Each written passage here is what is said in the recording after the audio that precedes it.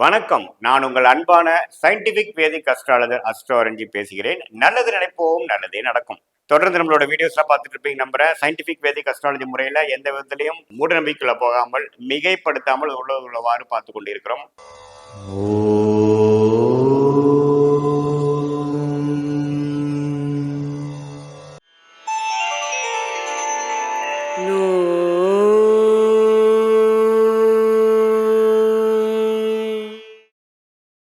September 2024 விருச்சிக ராசிக்கு எப்படி ஒரு பலாபலன்கள் கொடுக்க போகுதுங்கிறது பார்க்கும்பொழுது, அதுக்கு முன்னாடி ஃபஸ்ட் டைம் நம்மளோட சேனல் வரவங்க மறக்காமல் சப்ஸ்கிரைப் பண்ணுங்கள்.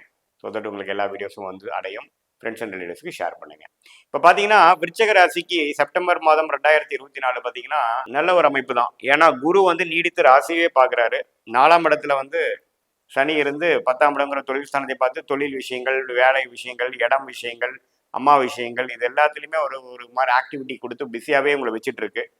ஆனால் இது எல்லாத்தையும் சமாளிக்கிறதுக்கு குரு ராசியை பார்த்து சமாளிக்கக்கூடிய பலம் கொடுக்குது. 5ஆம் இடத்துல ராகு இருந்து குழந்தை விஷயமாகவும் பூர்வ புண்ணிய விஷயமாகவும் அது மாதிரி விஷயத்துக்கு நிறைய செலவு பண்ணுறது, கொஞ்சம் மெனக்கெடுதல்ங்கிற மாதிரி விஷயங்கள் 5ஆம் வீட்டு ராகு நீடித்து கொடுக்க போகிறார். கேது 11ஆம் இடத்துலேருந்து அப்பப்போ நல்ல லாபத்தையும் ஓரளவுக்கு வியாபாரம், தொழில், வேலையில் வந்து ஓரளவுக்கு ஒரு குரு பார்வையில் இருக்கக்கூடிய கேதுவாக இருக்கிறதுனால சமாளிக்கக்கூடிய அமைப்பு, ஒரு வருமானத்தையும் கொடுக்குறார். ஸோ இந்த ஆண்டு கிரகமாகிய ராகு, கேது, குரு, சனி எந்த வித மாற்றமும் இல்லை. மாத கிரகமாகிய அதுவும் ராசி அதிபதி ஆகிய செவ்வாய் பார்த்தீங்கன்னா 8ஆம் இடத்திலேயே நீடித்திருக்கிறார். 8ஆம் இடம்ங்கிறது என்ன? உடம்பு சம்பந்தப்பட்ட விஷயங்கள்ல வந்து செவ்வாய் வந்து அது பாவகிரகமாக இருக்கும் பொழுது கொஞ்சம் ஒரு மாதிரியான குழப்பத்தை கொடுக்கக்கூடியது. ஹெல்த் இஷ்யூஸ்லேயும் கொஞ்சம் கேர்ஃபுல்லாக இருக்கக்கூடியது. மென்டலாக பார்த்தீங்கன்னா எதுவுமே ஒரு டெசிஷன் கரெக்டாக எடுக்க முடியாத ஒரு விஷயமா கொடுக்குறார். அது மாதிரி ஒரு வம்பு வழக்கு, ஸ்கேம், அடுத்தவங்களுடைய பணம் மூலமாகவோ உங்கள் பணம் அங்கே வாங்கி மாட்டிட்டு பேசக்கூடிய அந்த அமைப்புலையும் ஒரு குடுக்கல் வாங்கல் விஷயத்துலையும் ஒரு கிளாரிட்டி இல்லாமல் இருக்கக்கூடிய அமைப்புகள் கொஞ்சம் இருக்கு. ஸோ புதுசாக யாருக்கோ கடன் கொடுக்குறீங்க, அது கடன் வாங்குறீங்கிற விஷயத்தில் கொஞ்சம் கேர்ஃபுல்லாக இருக்கணும். ஏன்னா லக்னாதிபதி ஆகிய அதாவது ராசி அதிபதி ஆகிய செவ்வாயே 8ஆம் இடத்துல பகை பெற்று இருக்கிறது வந்து அவ்வளோ நல்லா இல்லை. குரு பார்வை பெறவில்லை.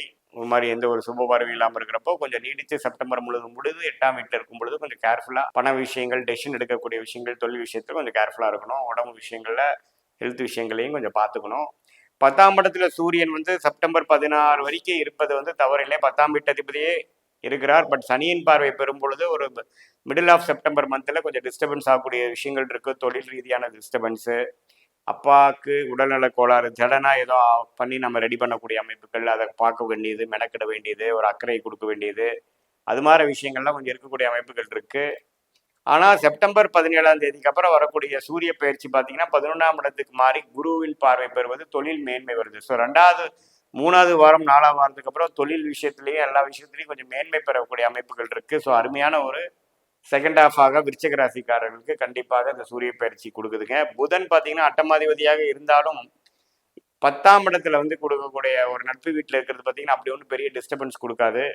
சில விஷயங்கள் வந்து நுணுக்கமாக செய்யக்கூடிய அமைப்புகள், மாணவர்களுக்கும் ஓரளவுக்கு நல்ல அமைப்புகள் இருக்குது.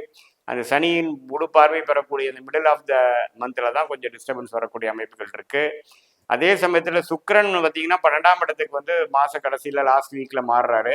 ஒரு செப்டம்பர் 18 டு பி ப்ரிசைஸ் மாறுறது பார்த்தீங்கன்னா வந்து வெளிநாடு, வெளிமாநிலம், கொஞ்சம் டிராவலிங் கொடுக்கக்கூடியது, சுப செலவுகள் பண்ணக்கூடியது, ஒரு நல்ல விஷயத்துக்காக ஒரு சின்னதாக ஒரு கடன் வாங்கி அப்கிரேட் பண்ணுறோம், ஒரு சின்ன வண்டியை கொடுத்து பெரிய வண்டி வாங்குகிறோம், வீட்டை கொஞ்சம் வசதிப்படுத்திக்கிறோம், இடம் ஒரு கொடுத்து இன்னொன்று வாங்குகிறோம், அது மாதிரி விஷயங்கள்லாம் கொஞ்சம் கொடுக்கக்கூடிய அமைப்புகள் இது வரைக்கும் எதிர்பார்த்துட்டு இருந்தது, பண வரவு எதிர்பார்த்துட்டு இருந்தது, இந்த மாத கடைசியில் வரக்கூடிய அமைப்புகள் கண்டிப்பாக சுக்கிர பயிற்சி கொடுக்கக்கூடிய அமைப்புகள் இருக்குது. ஏன்னா 12ஆம் இடத்துக்கு ஆட்சி பலத்தோடு வருகிறார். கொஞ்சம் கேஷ் ஃப்ளோ இம்ப்ரூவ் ஆகும். அது மாதிரி விஷயங்கள்லாம் கொஞ்சம் இருக்குது. ஸோ பொதுவாக பார்க்கும் பொழுது விருச்சிக ராசிக்கு வந்து செப்டம்பர் மாதம் வந்து குரு பார்வை இருக்கிறனாலையும் 10ஆம் வீட்டில் சூரியன் இருந்து 11ஆம் இடத்துக்கு மாறுவதும், சுக்கிரன் வந்து 12ஆம் இடத்துக்கு ஆட்சி பலம் பெறுவதும், இந்த மாதிரி சுப விஷயங்கள் அது மாதிரி விஷயங்களை எதிர்பார்த்துட்டு இருந்தவங்களுக்குலாம் ஒரு தடை நீங்கி வரக்கூடிய அமைப்புகள் உண்டு. காதல் விஷயங்கள், திருமண விஷயங்கள்லாம் வந்து ஒரு கைகூடக்கூடிய குறிப்பாக பார்த்தீங்கன்னா செகண்ட் ஹாஃப்க்கு அப்புறம் வரக்கூடிய செப்டம்பர் 18க்கு அப்புறம் நல்லாவே வாய்ப்பு இருக்குது. லாபங்கள் ஜெயிக்கக்கூடியது, தொழில் அபிவிருத்தி, ஒரு ப்ரோக்ரஸ், நீங்கள் இருக்கக்கூடிய கரியரில் அடுத்த லெவல் போகக்கூடிய அமைப்பு எல்லாமே வந்து கொடுக்கக்கூடிய அமைப்பு கண்டிப்பாக விருச்சிக ராசிக்காரர்களுக்கு குறிப்பாக செகண்ட் ஹாஃப் இருக்குதுங்க. ஸோ இது வரைக்கும் நீங்கள் எடுத்த முயற்சிகள் வந்து ஓரளவுக்கு பலன் பெறக்கூடிய ஒரு மாதமாக விருச்சிக ராசிக்காரர்களுக்கு கண்டிப்பாக செப்டம்பர் மாதம் இருக்குது.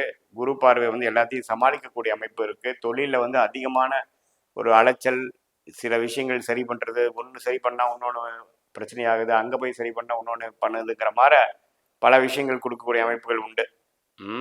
ஸோ அந்த மாதிரி இருக்கும் பொழுது ஒரு ஒரு மாதிரி சமாளிக்கக்கூடியவும் ஓரளவுக்கு நல்ல ஒரு ப்ளசன்ட் சர்ப்ரைஸ் உள்ள ஒரு மாதமாக விருச்சிக ராசிக்காரர்களுக்கு செப்டம்பர் மாதம் இருக்குது. இது பொதுவான பலன்களை தவிர உங்களுடைய ஜென்ம ஜாதகத்தில் எந்த லக்னத்தில் பிறந்திருக்கீங்க, எந்த தசாபுக்திகள் இப்போ கரண்டாக நமக்கு போயிட்டு இருக்குங்கிறத பொறுத்து தான் துல்லியமான பலன்கள் தெரிய முடியும். இப்போ நாம் சொன்ன தசாபுக்திகள் கொஞ்சம் சிறப்பாக இருக்கும் பட்சத்தில் நான் சொன்ன பலன்கள் கொஞ்சம் தூக்கலாகவும், நல்ல பலன்கள் தூக்கலாகவும், தசாபுக்திகள் சுமாராக இருக்கும் பொழுது கொஞ்சம் நல்ல பலன்கள் கொஞ்சம் சுமாரான அளவில் தான் வருங்கிறத நீங்கள் தெரிஞ்சுக்கணும். இந்த வீடியோ உங்களுக்கு வந்து ஓரளவுக்கு புரிந்திருக்கும், உபயோகமாக இருந்திருக்கும் நம்புகிறேன். மீண்டும் மற்றொரு காணொலியில் சந்திப்போம். நன்றி, வணக்கம்.